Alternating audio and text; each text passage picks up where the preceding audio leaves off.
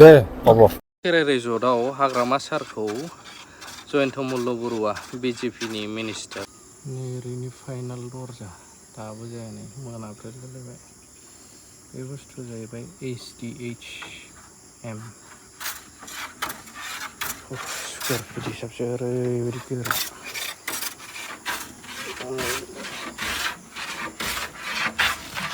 HDHM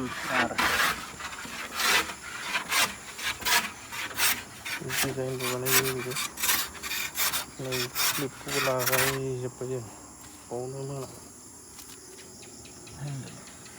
साबि बायनानै फलायनाय fitting खालामजोब्बाय बाबा जानांगौनो उफ मा जानानै दंथाय निउसफ्रा ओमफ्राय जोंना माबाना फरवर्ड जराना नायनानै मोनबावासै दावराव दावसिखौ दै इदि नायबाय बेखौ लागायस्रानोसै होननानै मोनाबाबो लाइटजों होगासिनो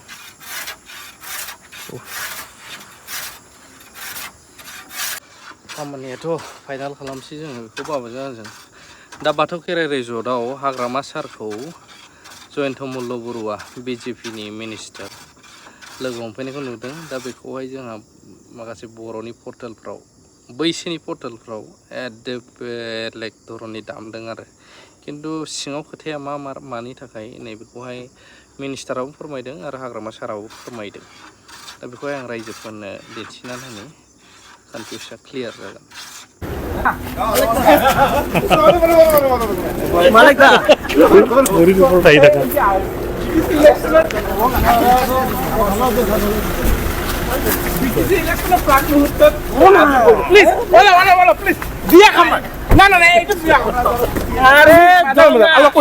মোৰ ডিষ্ট্ৰিক্ট এক্সিকিউটিভ আছে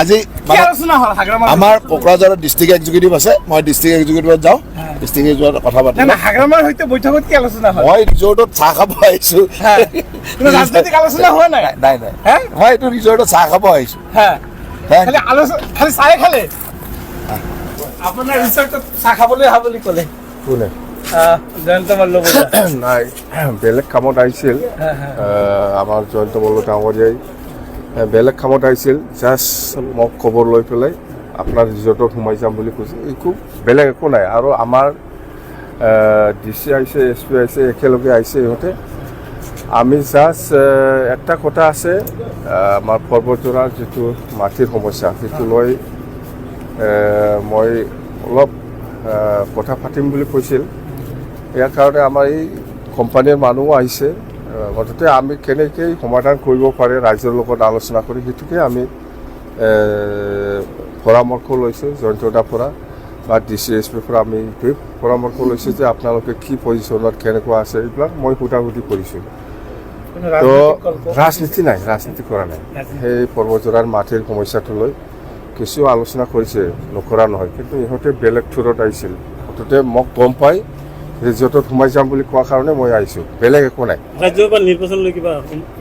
ৰাজ্যসভা নিৰ্বাচনটোতো আহক 19 তাৰিখত নেকি না কেতিয়া ৰাজ্যসভা ইলেকশ্যন আজিহে 12 তাৰিখ আৰু সময় আছে কাক দিব লাগে নালাগে সেইটো মই কম এতিয়া সিদ্ধান্ত লোৱা নাই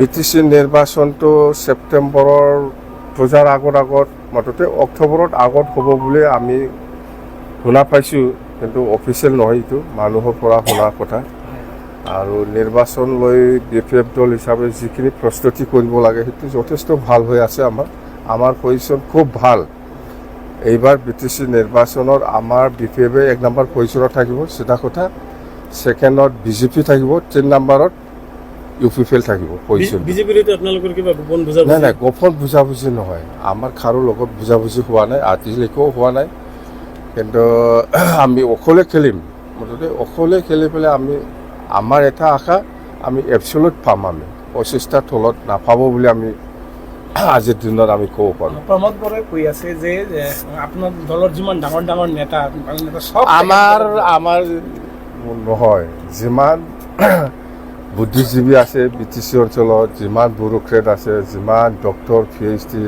যিমান জ্ঞানী মানুহ আছে চব UPPLত আছে, আমাৰ দলত আৰু নাই।